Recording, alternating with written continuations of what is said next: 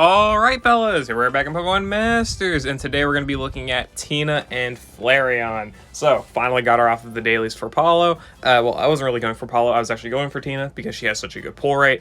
I don't encourage other people to do the same. She's not like a spectacular sync pair, but I wanted to do it because I knew I would be able to showcase her, being a recent unit, and I feel, may as well, right? I've got the opportunity, dailies aren't really expensive, plus I had the small chance of pulling Paulo. But I didn't, and I'm not really too worried about that. Anyway, so we're going to be showcasing her today, seeing how good she is for a 4-star. She is a 5-star right now because I have invested 4-star power-ups, but she is available on Paulo's banner as a limited-time 4-star. Same thing with like Rachel and Sawyer on Lear's banner, whatnot, right? So anyway, let's go ahead and see how good she is. Looking at her stats at 5 stars, she has 646 HP, which, not bad, about a small bit low for support, but it's not bad, of course. 220 defense and 249 special defense. Not really amazing defensive stats either, but she does have ways to kind of mitigate this problem and, make it so you can still deal with it for the most part. 264 speed is quite slow, but Flareon, I guess, is also kind of slow. And then 132 special attack, 152 attack. Nothing super insane. Duh. It's a support. Who cares? Stats, kind of underwhelming, but of course she can be EX'd, so you can definitely mitigate those problems there. And there's some good reasons to EX her, for sure. But let's go ahead and look at her abilities. She has Dire Hit All Plus, being able to max crit for all allies. Very basic, but still very good. She's got her trainer move here, which raises all allies' attack, defense, special defense, and speed by 1. So she's able to raise all stats besides special attack, which is definitely good, for sure. Especially if you can go for NPR on this move, you can go ahead and buff a lot of stats pretty quickly. She's got Flame Charge here as a 2-gauge spammable that can also raise her speed, so extra speed for herself, helping the gauge out. And Charm, which is a 2-gauge move that lowers enemy attack. So she can debuff attack as a support, which isn't bad, for sure. Especially when you can have other like pecking order characters and whatever else, right? Looking at her passive skills, she has Catalytic Infliction, applies move gauge to the move gauge acceleration to the ally field of play the first time a status move is used, which will be Charm in this case. Definitely very good for sure, because you can wait until the last second, use Charm, and you get yourself move gauge acceleration, which is nice.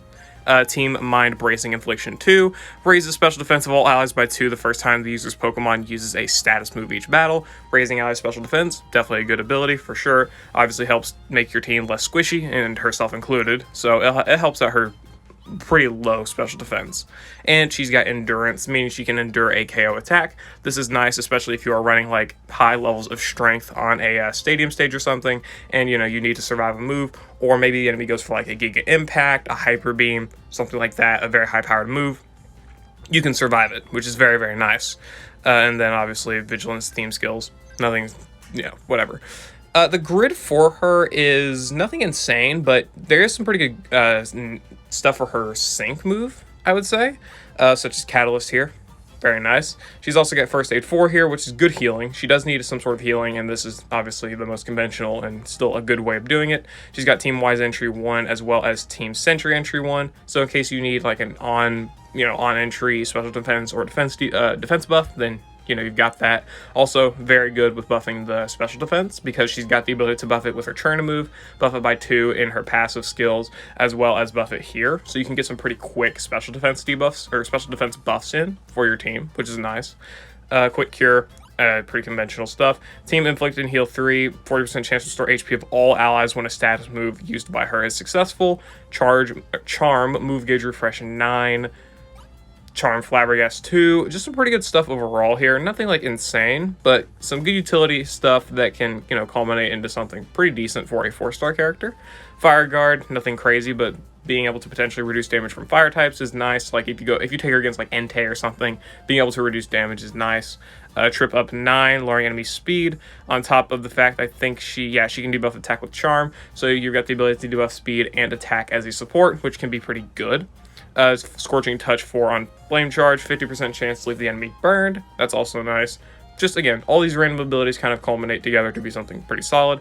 Speeding Sun, Healing Sun, Team Sync Regen, another good ability for her sync move, and again, Team Sentry Entry 1 there.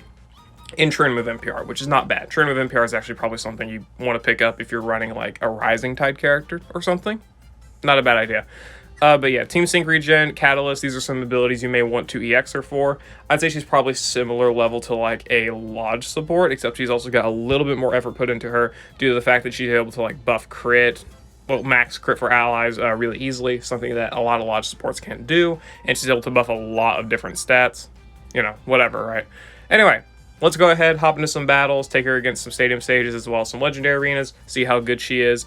I'm going to try and think of some stuff that can benefit some other characters by using her specifically. I need to think up some situations. Anyway, yeah, I'll see you all in the first battle.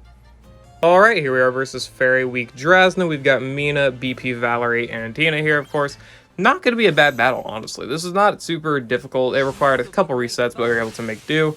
We were able to use Tina to buff Mina's attack, crit, as well as apply the debuffs with the attack for Mina's nuke, which is very nice. I don't remember how the RNG went for this battle. They're all blending together, right? But yeah, we do have the Berserker and whatnot on Mina's grid for the play rough, so we're able to get faster attack debuffs, or faster attack buffs for ourselves, rather. We also do have honor roll on the play rough for Valerie, so we can definitely try and abuse that as well. We don't have to just use Tina and Mina in order to debuff attack. But hey, it doesn't matter too much. We can still, abuse it as much as we want. We go ahead and go for the nuke here.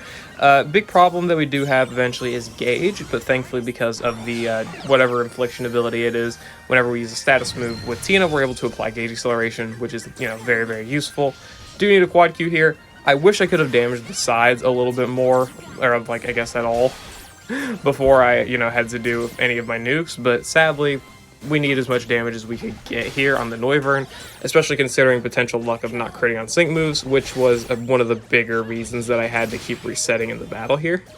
We also had to go for the trainer move there with Mina because just gauge is still a problem. Like, gauge can still be a pretty massive problem to deal with, so we just have to deal with it for the most part, just kind of have to live with what we've got.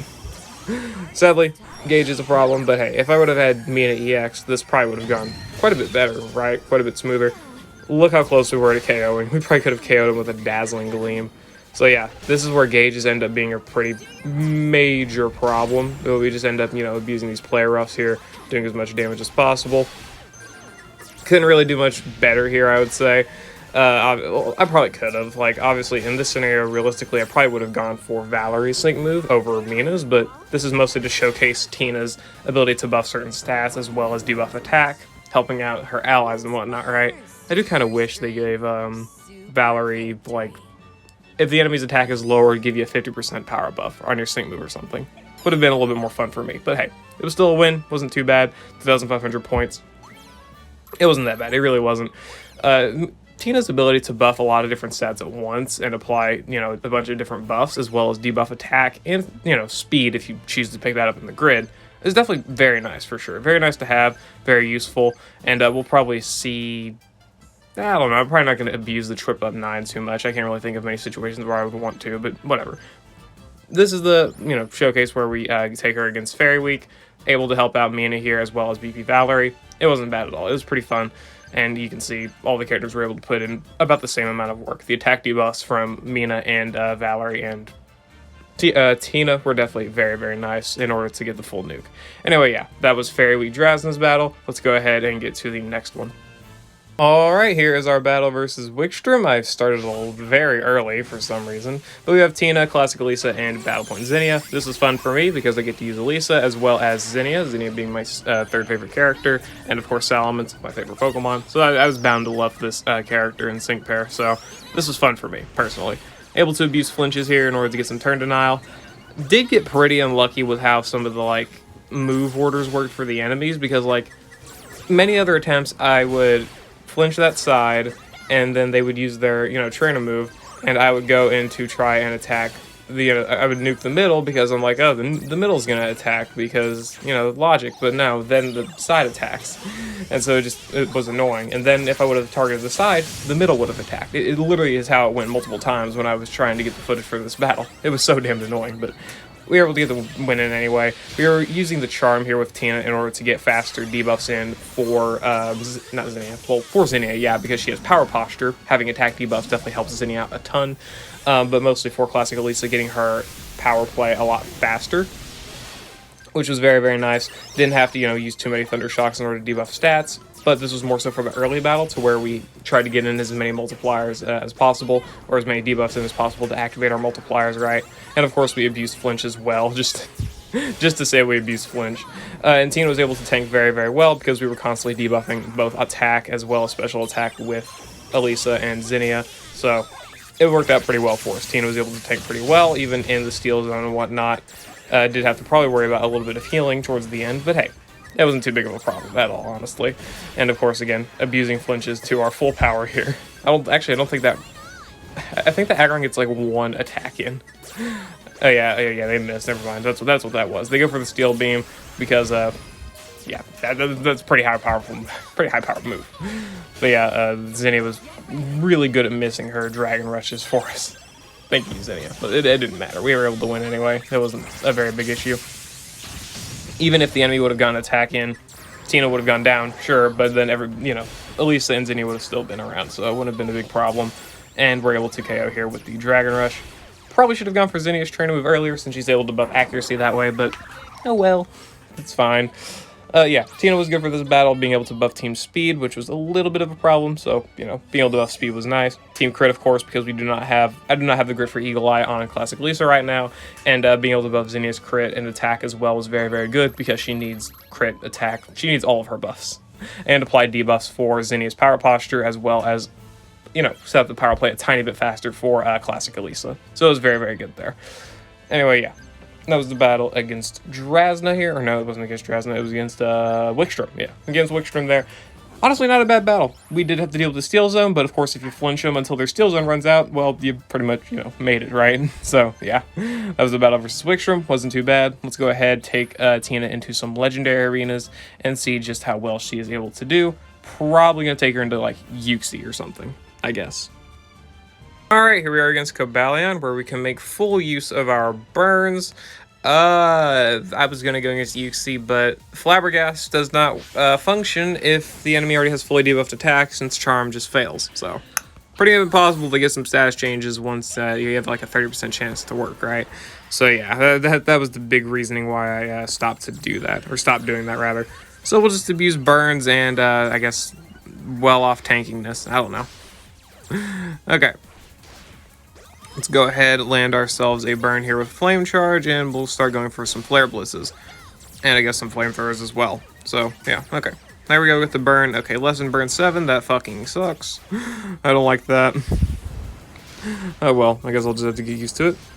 Okay, Stone Edge, you hit for a lot. That is not nice. I'm going to go for some attack debuffs now. Or some, yeah, some attack debuffs. Because I don't like your damage. Pretty sure I've got Speeding Sun on the grid here with Tina, so we can definitely abuse that. Good God, I thought this was going to be worse. I want to go for a Fire Fang, hell yeah. Okay, so you're going to start hitting us pretty hard relatively soon, and I'd rather not deal with that problem, so... Okay, we got the flinch, that's good. I don't really want to deal with you hitting too hard. And we got the Team Inflict and Heal as well, which is very, very good for us. Do you not have crit buffs? Oh, this is a 2-use move. I never even noticed that. Okay, that's fair. Let's go ahead, just go for our Fire Fang as well as a Flamethrower. Try and get some... Can we get some burns, please? There we go, got a burn. Okay. And we'll just keep going for Charm here in order to try and get in as many heals as possible, as well as keep maintaining those attack debuffs, which is nice. So we reduce as much damage as possible. There we go. A good nuke from Irida, of course, as always. Okay. Now we can go ahead and go for some flame charges here. Yeah, this is what we'll do. That's gonna hurt, as it does. Can I get a burn? Can I get the burn? Yes, we got the burn. Awesome. Okay. Now we can go ahead and go for some Sun Charm, I guess, and then I guess we'll go ahead and go for a Fire Fang, and then finish this off. Ooh, we've just barely survived. Okay, you're not going to survive the Sacred Sword, but that's fine. Actually, no, you've got the Endurance. We're good. Yeah, this is where the Endurance comes in, boys. This is where the Endurance comes in, as well as the flinch. Thank you, Irida. Awesome. And I was able to use Ninetales here to get a pretty easy win, and not too bad, really. Attack debuffs were good for lowering the damage from the Stone Edges, Aerial Ace, Poison Jabs. I think Sacred Sword's special, so not it. As well as, of course, apply the burns with the Flame Charges, as well as buff here to crit and stats as well, and maintain just overall team healthiness with the charge, Team Inflict and Heal. So, that was nice. Anyway, yeah, I think that's going to be the end for the Tina showcase. Obviously, I didn't showcase her too much here, but there's only so much I can showcase with the characters that I have. The stadium battles I have available, because those battles fucking suck. Kalos is difficult, man. Kalos is difficult. But I think I made pretty good do. Using Mina and Battle Point Valerie, 2 other 4 stars, right? Well, Mina's a 3-star even. So I used 3s and 4 stars in order to be a modern day very weak stage. Come on. Impressive enough. Anyway, yeah. I'm going to end the video there, guys. Hope you all enjoyed. Let me know what you think about Tina and Flareon down below. I think they're overall pretty solid for a free-to-play 4-star. I mean, realistically. Well, not free-to-play, but just a 4-star in general. Even if they are summonable only, they're very easy to pull in terms of characters. So I think we get about what we, paid for, right? You pull her in about 1 or 2 multis. Sorry, on average. Obviously, you could get unlucky, or you could get very lucky. However it goes. And, pretty easy to pull unit overall. So, I mean, you get what you pay for the most part with her kit. She's pretty solid. She can definitely apply some nice things. The crit buffs are nice. These, Omni stat buffs are nice, even if they are pretty low. You can go for the Trina move NPR, maybe raise those higher. Could be good for, like, a Legendary Arena or just any form of longer battle. It can be good for, like, Rising Tide characters who need more stat buffs. Being able to give them a bunch of different stat buffs. Very, very nice. Anyway, yeah, I'm going to leave it there, guys. Hope you all enjoyed. I'll see you all later. Peace.